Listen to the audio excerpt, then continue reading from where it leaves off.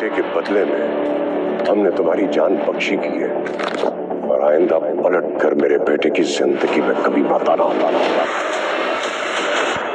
आपकी जान।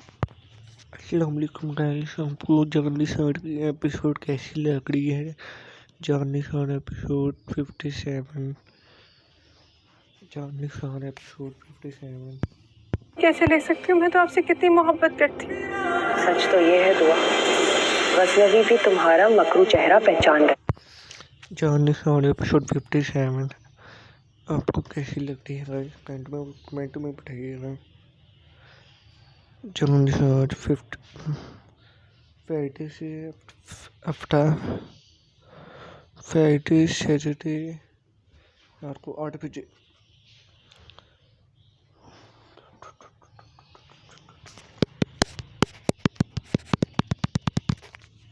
हेलो।